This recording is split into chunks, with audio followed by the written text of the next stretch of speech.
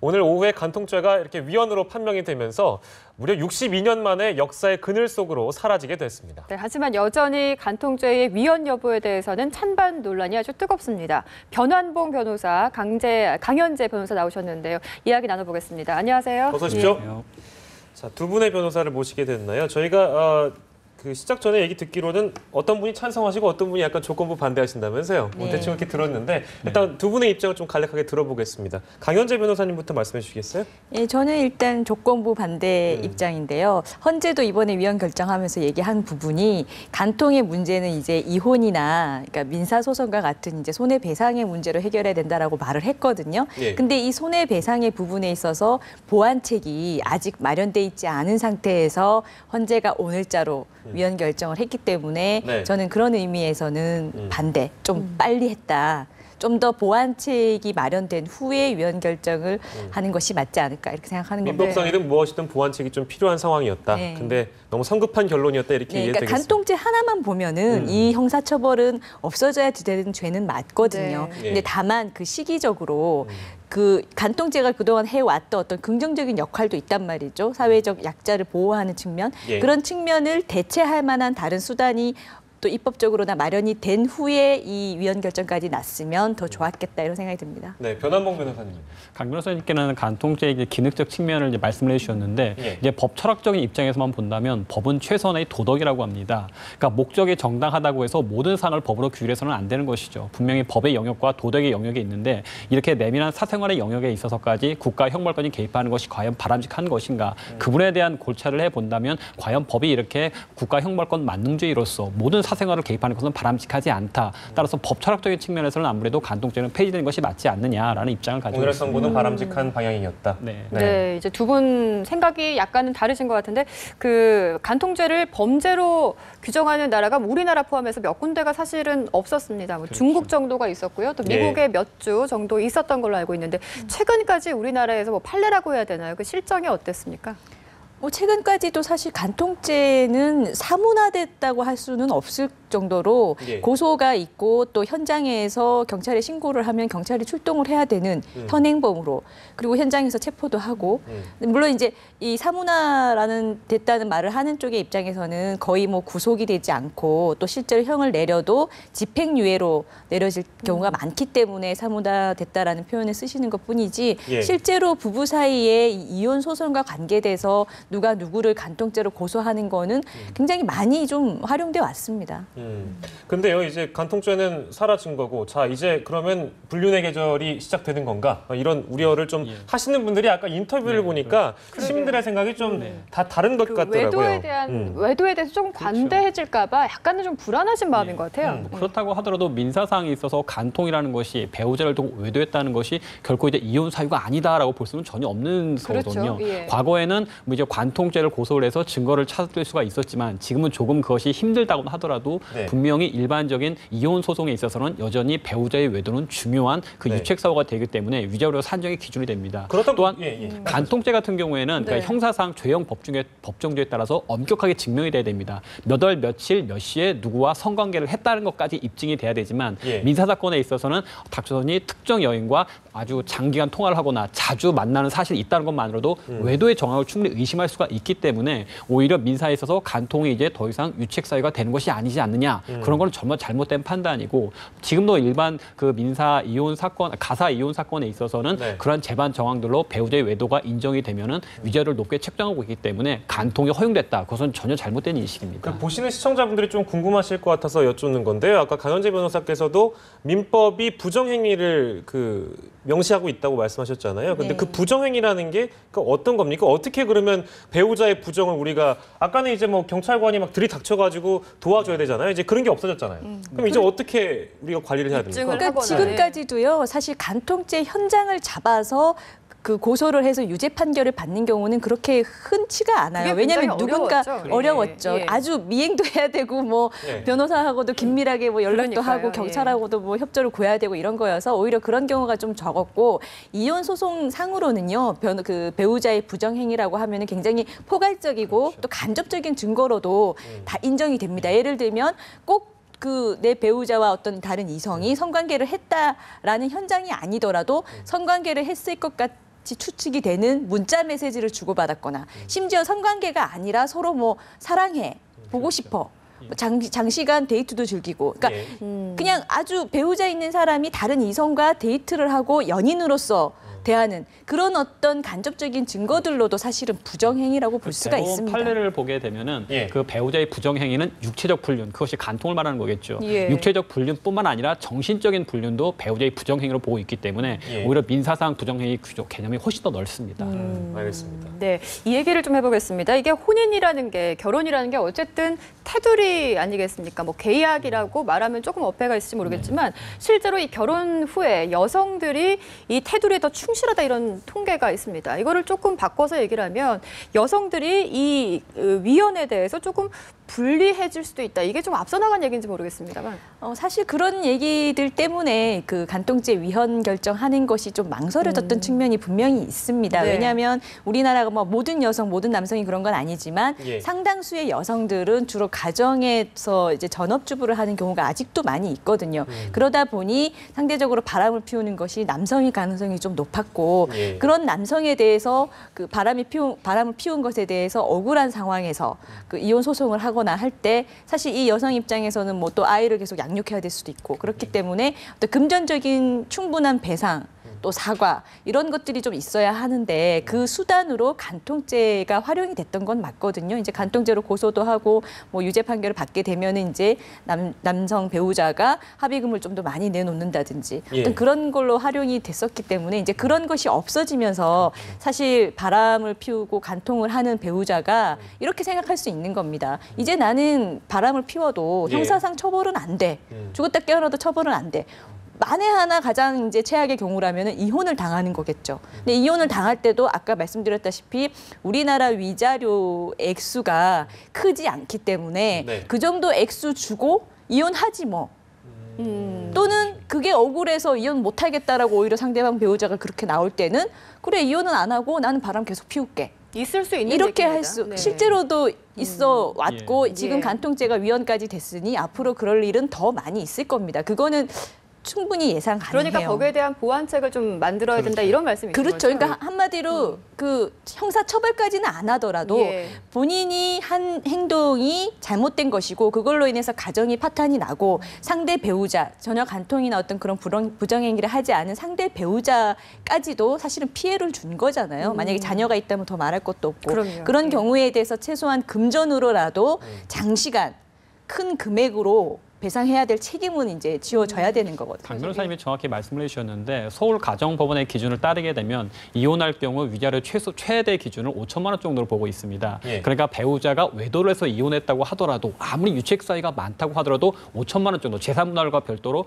5천만 원 정도의 위자료를 인정하고 있는데 만약 간통죄가 있다면 만약 자신의 고소 취하를 조건으로 5천에서 1억 정도 추가적으로 금연을 받을 수가 있었거든요. 그러니까 사실상 간통죄라는 것은 그런 식으로 작용을 해왔었던 것이죠. 우리나라가 워낙 위자료가 낮다 보니까 그렇게 별도로 합의금을 지급할 수 있는 기준으로 됐었는데 이제 강 변호사님이 정확히 우려하시는 것처럼 간통죄가 폐지됐기 때문에 오히려 자신의 책임이 있어도 어차피 위자료는 많지 않으니까 일정의 위자료만 주게 되면 이혼하고 아무 문제가 없고 그야말로 축출 이혼이 가능하다는 것이죠. 내가 책임이 있더라도 내보내고 나는 오히려 웃는 이혼이 가능한 축출 이혼이 가능하다. 바로 이 점 때문에 이제 간통죄 폐지에 대해서 반대하시는 분들은 이제 법원에서 위자료 기준을 증액하든지 좀 더 실질적인 조치가 나와야지만 이것이 제도적으로 보완이 되고 사회 시스템이 정상적으로 굴러가는 것이다라고 말씀하는 것입니다. 그러니까 이번 판결이 어떤 식으로든 위자료 액수에 영향을 끼칠 수밖에 없는 상황이 되어가는 것 같네요. 지금 두 분 말씀 들어보니까요. 실제로 그래서 서울가정법원에서도 오늘 판결 이후에 일선 법원 판사님들께서는 이제 위자료에 대해서 증액하는 등 별도의 조치가 필요하다는 목소리를 내고 계시고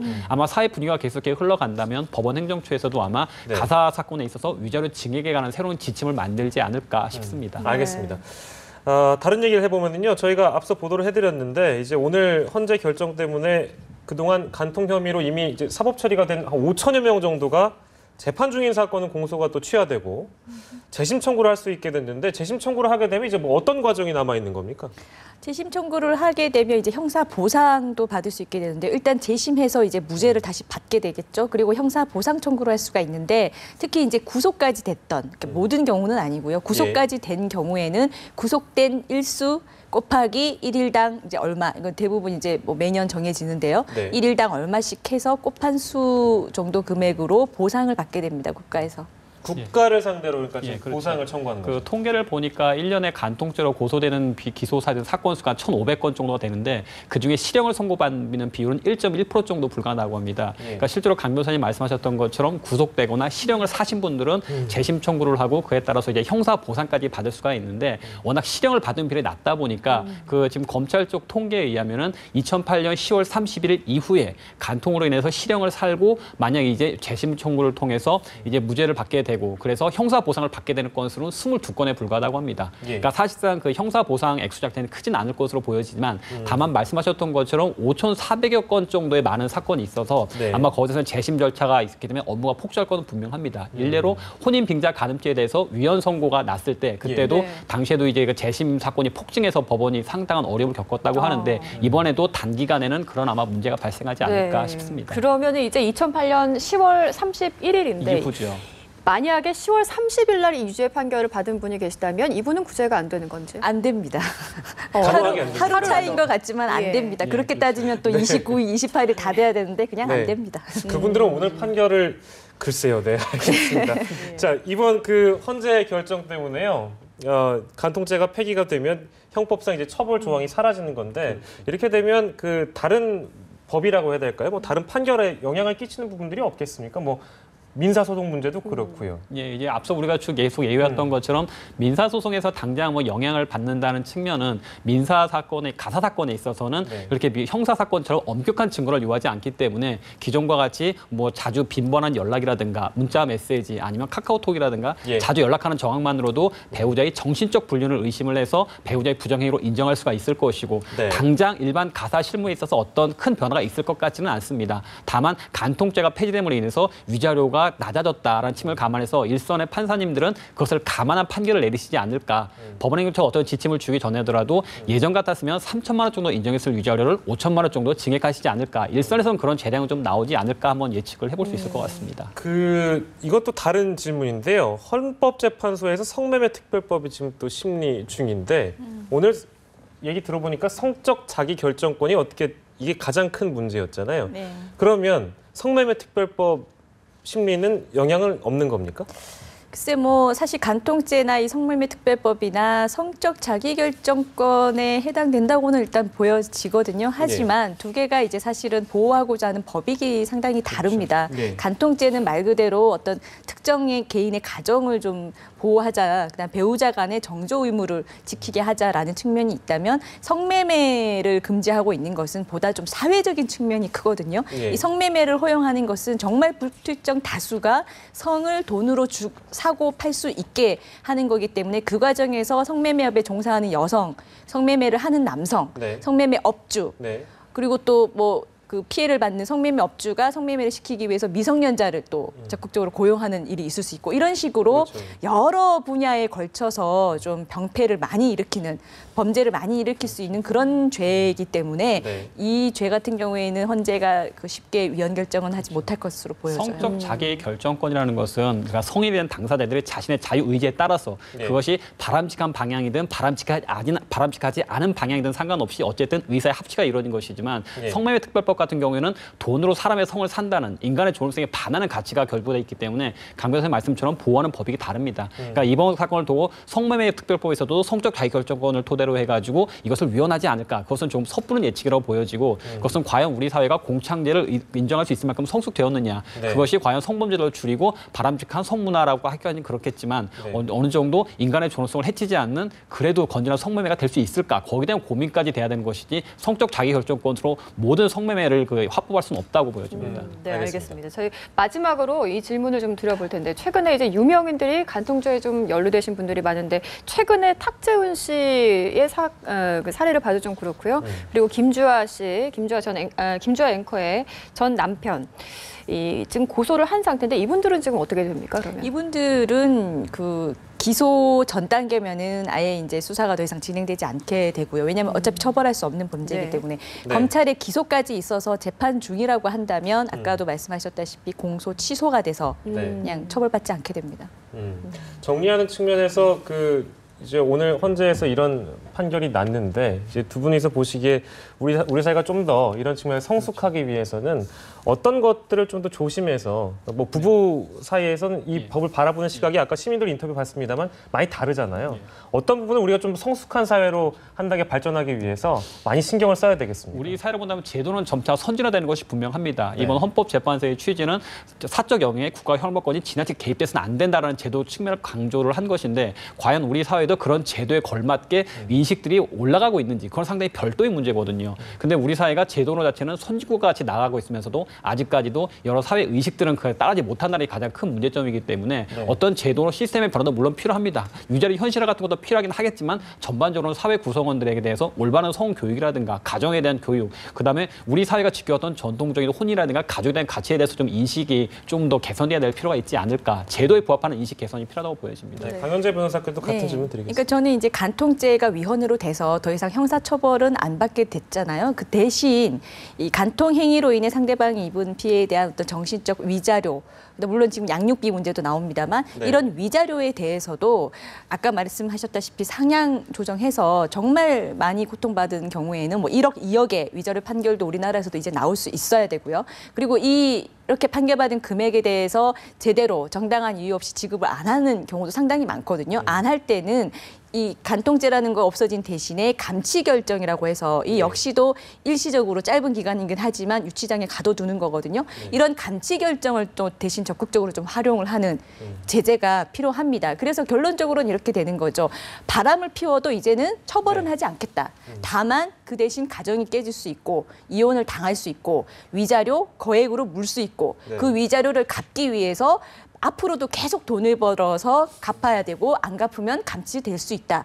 요렇게까지 간다면은 뭐 간통죄가 없어졌다고 해서 뭐 아무 무책임하게 바람을 피워도 된다. 이렇게 생각하시는 분들은 뭐 늘지 않지 않을까 싶습니다. 네, 알겠습니다. 판결과 선고가 하나 떨어졌다고 해서 뭐 다 끝나는 게 아니라 제도적 보완이 필요하다 이렇게 종합해 보겠습니다. 네. 강현재 변호사, 변환봉 변호사 함께했습니다. 고맙습니다. 고맙습니다.